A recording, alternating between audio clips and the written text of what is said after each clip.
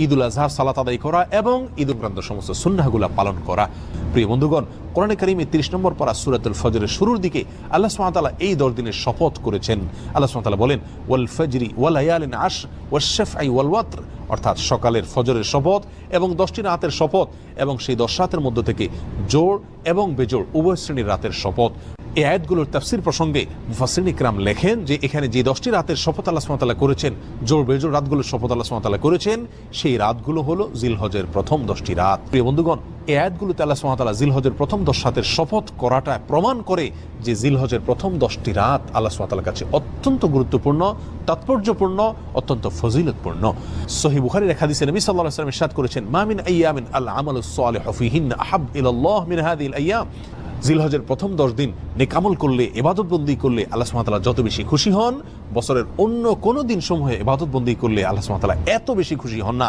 অর্থাৎ এই 10 দিনের ইবাদত আল্লাহ সুবহানাহু ওয়া তাআলার কাছে যত বেশি পছন্দনীয়, যত বেশি আল্লাহ সুবহানাহু ওয়া তাআলার কাছে ভালো লাগে, অন্য কোনো সময়ের ইবাদত, অন্য কোনো দিনের ইবাদত আল্লাহ সুবহানাহু ওয়া তাআলার কাছে এত বেশি পছন্দনীয় নয়, আল্লাহ সুবহানাহু ওয়া তাআলার কাছে এত বেশি প্রিয় নয়।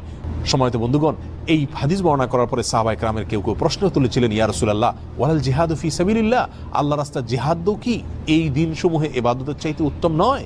নবী সাল্লাল্লাহু আলাইহি ওয়াসাল্লাম বলেছেন, ওয়ালাল জিহাদু ফি সাবিলিল্লাহ, অন্য সময় আল্লাহর রাস্তায় জিহাদ করাও এই আমলের চাইতে উত্তম নয়। অর্থাৎ এই দিনগুলো নেক আমল আল্লাহ সুবহানাহু ওয়া তাআলার কাছে অন্য সময় জিহাদ করার চাইতেও উত্তম। তবে হ্যাঁ, এক ব্যক্তি যিনি আল্লাহর রাহে জিহাদে বের হয়ে গেছেন নিজের জান এবং মাল নিয়ে এবং উভয়টি আল্লাহর রাস্তায় কোরবান করে তার এসেছেন, তার কথা ভিন্ন স্বতন্ত্র। বিশ্ববিখ্যাত হাদিস ব্যাখ্যাতা এবং সহিহ বুখারীর কালজয়ী ব্যাখ্যা গ্রন্থ ফাতহুল বারীর রচয়িতা আল্লামা ইবনে হাজার আল আসকালানী রাহিমাহুল্লাহ তিনি বলেন, জিলহজের প্রথম 10 দিনের এত বেশি গুরুত্ব আল্লাহ সুবহানাহু ওয়া তাআলা কোরআনে কারিমে দিয়েছেন, নবী সাল্লাল্লাহু আলাইহি ওয়াসাল্লাম হাদিসে উল্লেখ করেছেন। তার একটি কারণ হলো এই দশকে ইসলামের যত মৌলিক ইবাদত আছে সমস্ত মৌলিক ইবাদতের সমাহার পাওয়া যায়, সমস্ত মৌলিক ইবাদতের সমাবেশ ঘটে থাকে এই দশকে। অন্য কোনো দিন সমূহে সমস্ত মৌলিক ইবাদতের সমাহার বা সম্মেলন এরকমভাবে দেখা যায় না। যেমন ইসলামের সর্বপ্রথম রকম হলো ঈমান। এই ঈমান বছরের অন্য যে কোনো সময় যেরকম থাকতে হয়, জিলহজের প্রথম দশকেও থাকতে হয়। 5 ওয়াক্ত সালাত অন্য সময় যেরকম আদায় করতে হয় এই দশকে সেটা আছে, বলবৎ আছে। যাকাত বছরের অন্য যে কোনো সময় দেওয়া যায় এবং এই দশকেও দেওয়া যায়। এবং ইসলামের রোকন সিয়ামেরও নজির এই দশকে রয়েছে, কারণ আরাফার দিনে সিয়ামের নির্দেশ নবী সাল্লাল্লাহু আলাইহি ওয়াসাল্লাম করেছেন।